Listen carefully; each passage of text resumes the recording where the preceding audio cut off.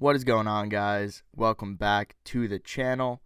This is your boy Frankie Bones, and in today's video we are going to be recapping and breaking down the Major 2 tournament, which was hosted by the Boston Breach at the MGM Music Hall.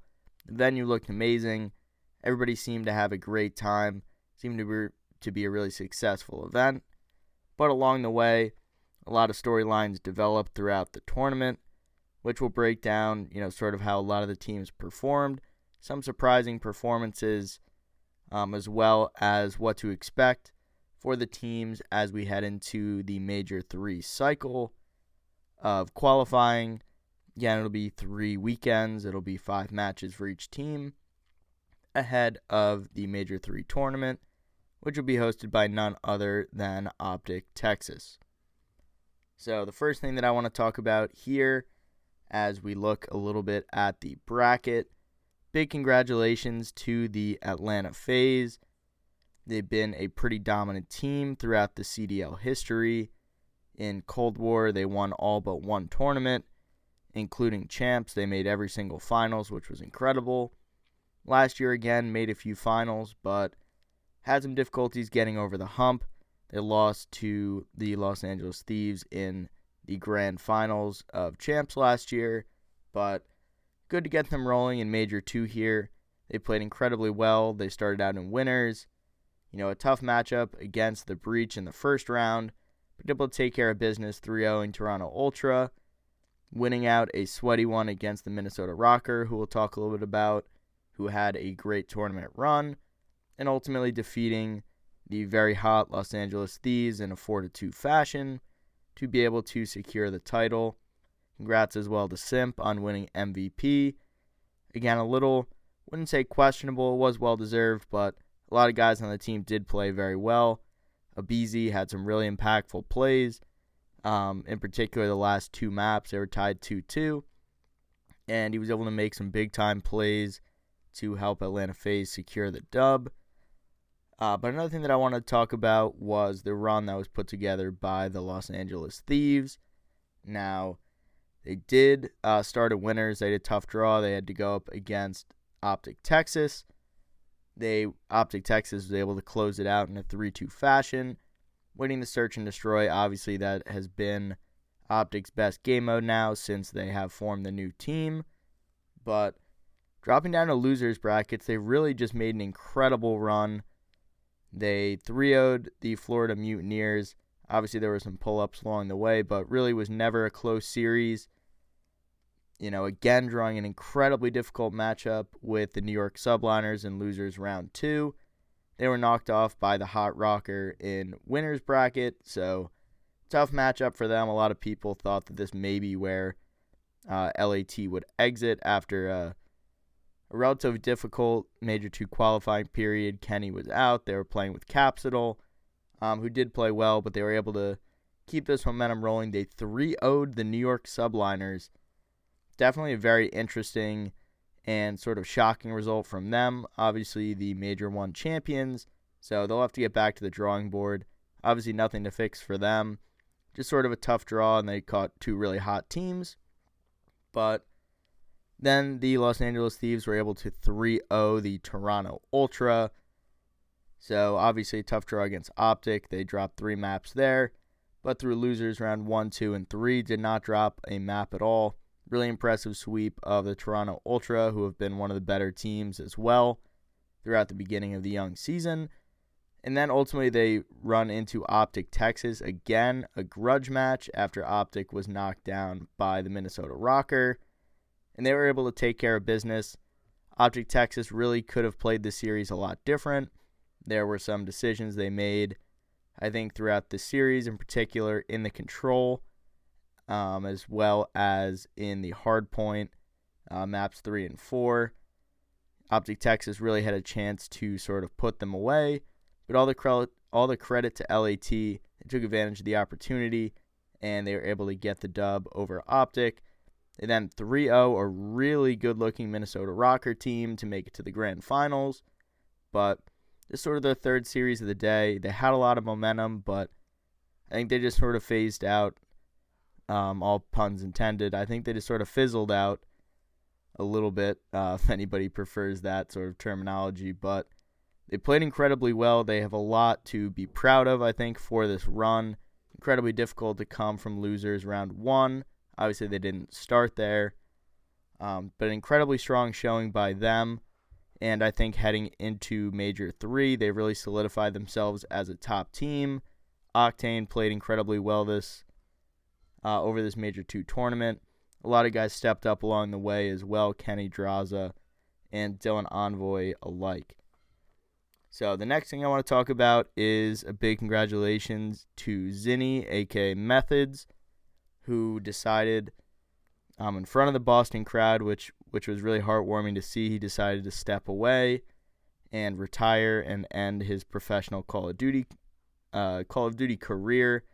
He's been a staple to Call of Duty for a long time. He is an incredible personality for the scene. He had the opportunity to play on Optic.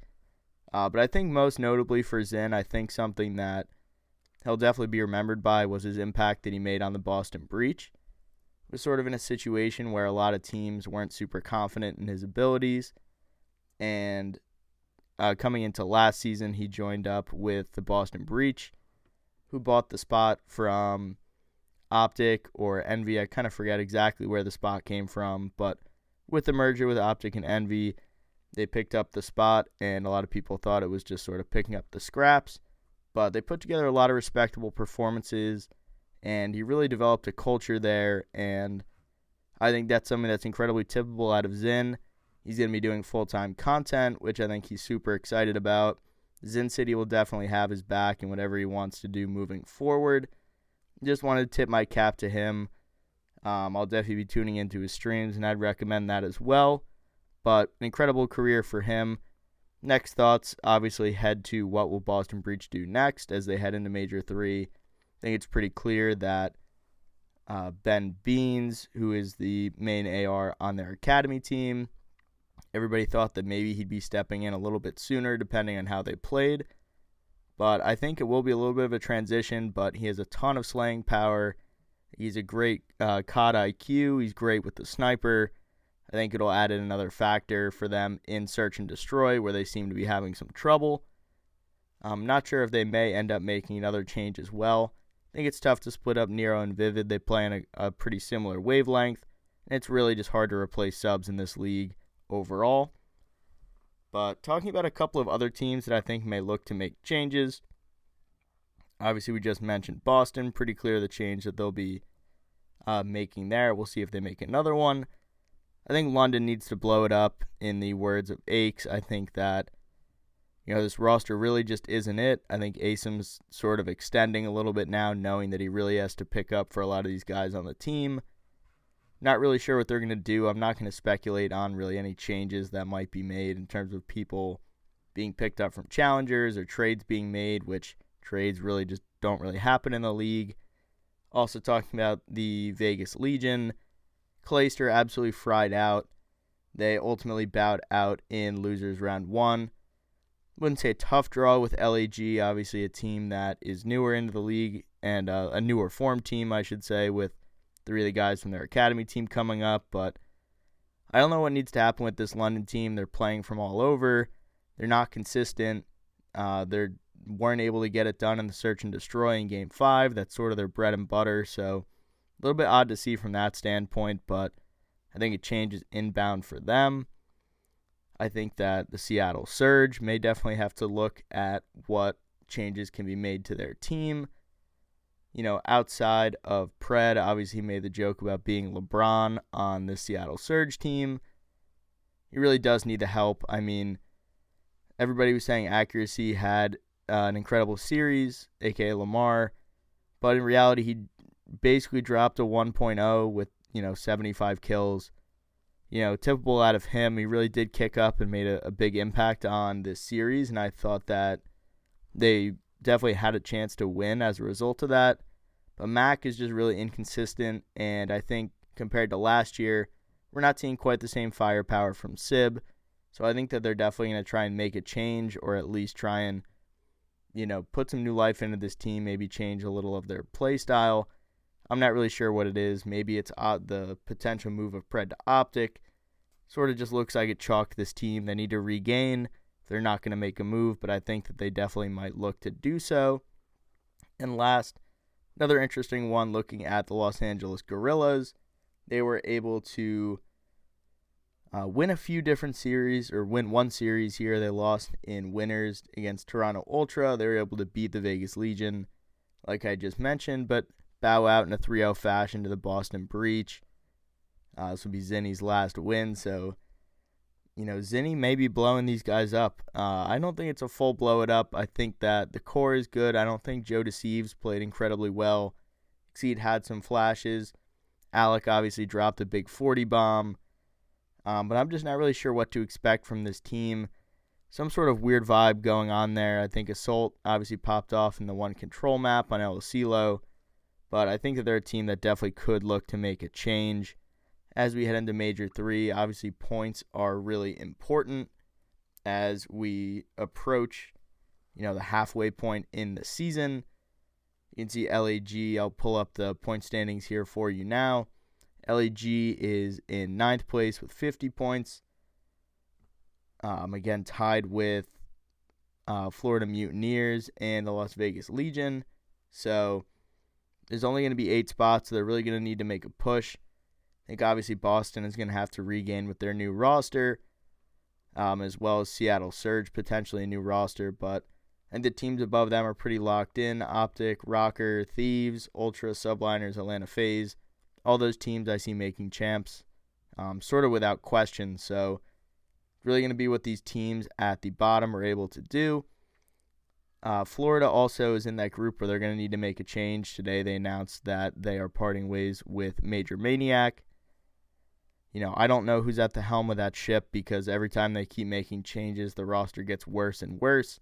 They didn't want to pick up Big Wake's contract. They didn't want to try and re-sign Skies. Obviously, not fully in their control, but to lose both those guys in the offseason is tough. Put together just sort of a non-impressive roster. They take out Brack for Dave Patty, which, definitely a lateral move, maybe worse. And then now they take out their best S&D player and leader in Major Maniac. I just don't know what's going on there. But again, just to recap some of the surprises that we saw throughout the weekend, Toronto was bounced early as well as the New York Subliners. I think it's just more of a regain situation. Obviously, they're 2-3 in the points. They've looked really consistent up until this point, so not overly worried, but obviously just interesting to see sort of how the bracket shook out and just the results that they put up. Minnesota made, some big statements, I think, in this tournament. Ben Bance was absolutely frying, and maybe just the teamwork and sort of the play style they have is sort of coming together. Again, impressive wins against the New York Subliners in winners round 1. Able to take down Optic in a 3-0 fashion in winners round 2. They did end up falling to the Atlanta FaZe in winners final, which is tough. Obviously, that would have secured them a pretty good spot. And they ended up going out top 3. They lost in a 3-0 fashion to the LA Thieves, but again, they were incredibly hot. They had a ton of momentum. But I think pretty typical run out of Rocker to get a top 3. I think that they have developed a lot of chemistry, I'd say, throughout this stage, sort of ever since that food poisoning thing went on where they reverse swept. But definitely got to tip the cap to Minnesota. Been playing really well. I think Attach as well started to kick up, and Afro was just an absolute beast. The last thing I just wanted to talk about was Optic Texas. Looking a little bit hit or miss throughout this major. I think that there are some inconsistencies with this team that people maybe sort of expected when this roster was first announced. Dashy's been playing at an MVP level, dropping all-time damage records, even in the 3-1 where they lost to LAT. He dropped 1,300 damage in 4 maps. I'm not worried about him or Shotzi at all, but Illy was sort of up and down. He wasn't able to have as much of an impact in S&D, I think, later as the tournament went on.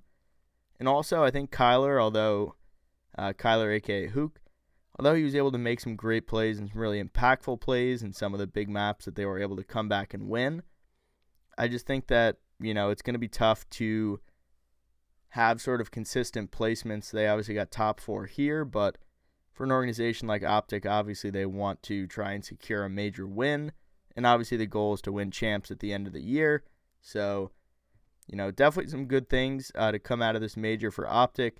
There were some really great moments, but as well, fundamentally, there were some things where there was definitely costing them, making the series a little bit harder. And ultimately, I wouldn't say they showed their true form, but some of these issues were definitely magnified under the microscope in the Los Angeles Thieves series. Not picking up the ladder, not being disciplined in defense on control on Fortress. Obviously the ladder is tough in the heat of battle, but you can't really be pushing into their spawn on defense on El Bagra. It just doesn't make any sense. So, obviously some simple things to fix. I think they'll go back to the lab, and they'll come out looking again really strong for this Major 3 cycle leading up to their home tournament. Now, the last thing that I want to talk about was a tweet that was put out by Jacob Hale, which I'm not sure if it caught a lot of people off guard, but definitely pretty interesting to see after we've had a ton of success. We've seen a ton of success with the watch parties on Twitch, whether it be with Tommy Zuma. Obviously, Scump, after his retirement, was putting up some incredible numbers. I'll bring up that graphic a little bit later, but he tweeted here on February 3rd, so on Friday, the second day of the tournament. He tweeted, according to sources, the Call of Duty League is in talks with YouTube to renew their exclusivity partnership following Major 2. So this would mean that the games would be streamed on YouTube as opposed to Twitch. This, obviously we saw some decline in numbers over the past few years, starting on the CDL. Obviously, Twitch is great for watch parties. I think that this brings a lot of different and more unique eyes to the Call of Duty League, especially as more and more people continue to step away. Add Zinni into the mix for watch parties. I think he's an incredible personality, like I mentioned before, but that's going to definitely complicate things moving forward with watch parties because a lot of guys aren't going to be leaving Twitch. Tommy Zuma already announced that he is going to be staying with Twitch. I assume that Scump is going to be staying with Twitch. And I really don't know why Zinni would either. Obviously, they've created incredible communities over on Twitch. Aren't willing to leave that. There's some other things, sort of like chat and broadcast elements and sort of just browsing overall, getting more unique eyes to the stream. I think that YouTube is behind Twitch in a lot of ways.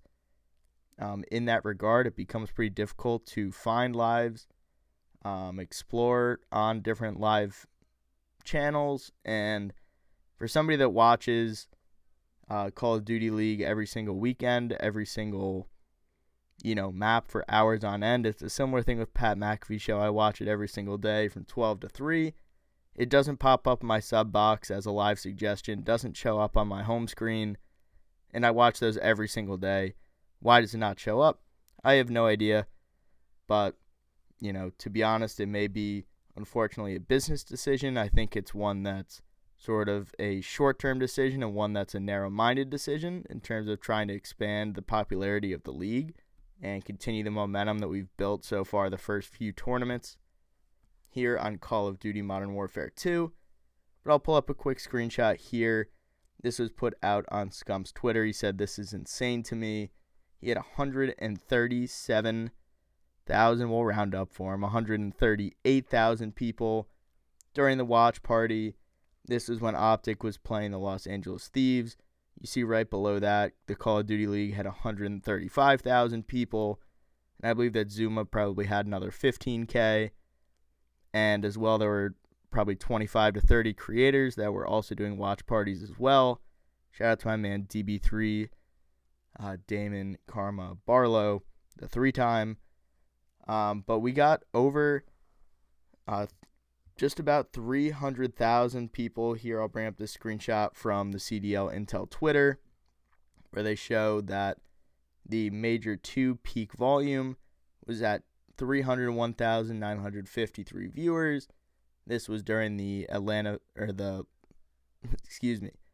during the Los Angeles Thieves and Optic Texas match. and averaged 153,000 viewers on the entire weekend. These are incredible numbers. These are peak numbers we were getting on YouTube last year, not even, sometimes it was tough to even break 90, 100K. We've now 3 times that. It's just sort of a difficult situation to look at. And ultimately, I'm sure people have plenty to say about it in the community. I know that Hector, who's the owner of Optic, was saying on Scumstream yesterday, on Sunday, that there was a call between the owners to discuss the potential move to YouTube. So I'm curious to see what may come out in the next few days. Obviously, the news leaked by Jacob Hale, or reported rather, not leaked, was that it would start after Major 2. So it'll be interesting to see if things move quickly, if this decision's already been made and that call is more of a formality for the owners. Obviously, Hex was pretty upset because they have a great thing going with the Optic Watch Party on Scumstream. But let me know in the comments down below what you guys think, what you guys thought of the Major 2 tournament. If you guys were able to check it out in person, let me know how the venue was. It looked incredible. I wish I had the opportunity to head up there. Based in the greater New York City area, so I was at the New York Subliners Major last year, which was incredible. I'd posted some of the clips from that in my Scump retirement video. It was a great time. So if you guys went, let me know what you thought of the event overall. But that's going to do it for me in this episode. Hopefully you guys enjoyed. If you did, please feel free to drop a like and subscribe if you haven't done so already. We're on the push to 100 subs, and it would mean the world to me to hit that, as well as continue to push on and on as we continue to crank out content. But for now, that's going to do it for me, guys. This has been your boy Frankie Bones, and I look forward to seeing you guys in the next episode. Peace out.